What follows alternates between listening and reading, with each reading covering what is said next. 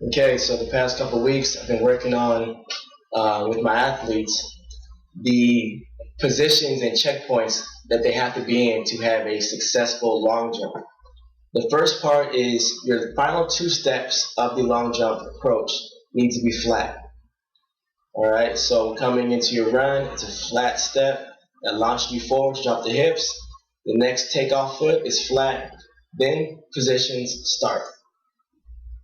Takeoff position A, we're looking at your overall posture. Knee drive should be closer to about 90 degrees, so she did exceed that a little bit.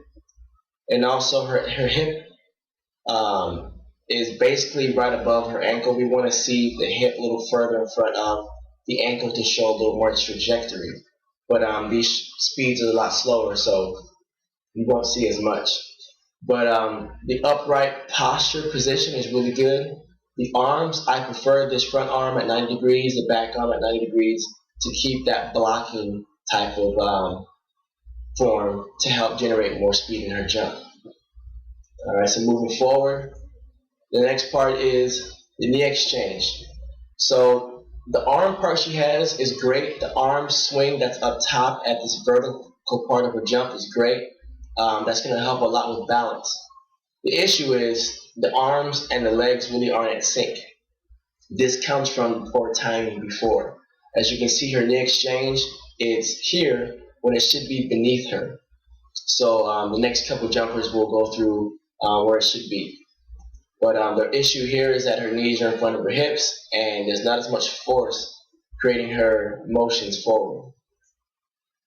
But she does a great job by letting this leg cycle through and get up to match the previous knee drive position, even though it is too high.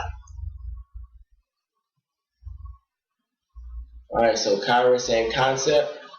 Flat penultimate, flat takeoff. Here is really good. As you can see, she's in position. Her hips are forward, foot's behind, leg is fully extended. This knee is in its A skip position, which is great. Also, arms are at 90 degrees, keeping that blocking mechanical position, which is very good. Alright, moving on from here, you should see this foot relax and just kind of swing forward while this knee then starts to cycle forward. And then we're going to get into the vertical position. Arm over the top, body's vertical, the hips are with the body, the knees exchange. Alright, the only issue is she didn't jump high enough, so there's not enough time to create this, but this exchange should have been the peak of her jump. Then from there, you'll see this knee then get back to its A position. She may hit the ground before it gets there, but the leg will eventually get there. And it gets very close to it. It's good. Jasmine, coming into it, flat takeoff.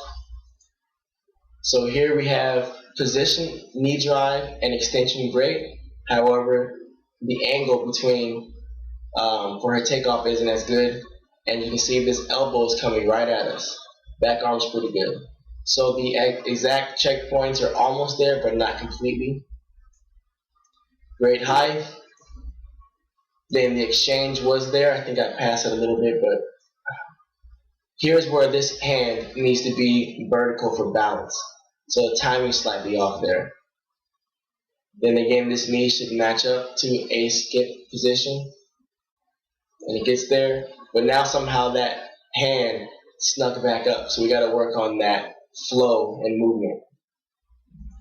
But overall, pretty good.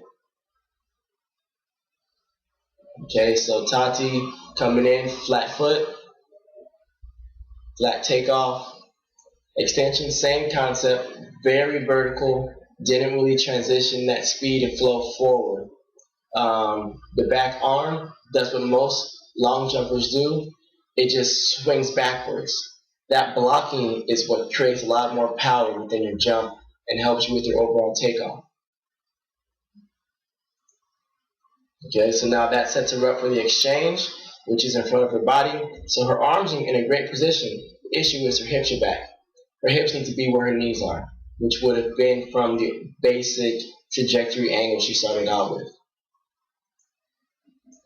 but this knee does come up and does do a great job following through. So we got a few things to work on. Hopefully we get this done soon, and we can take this on to the runway.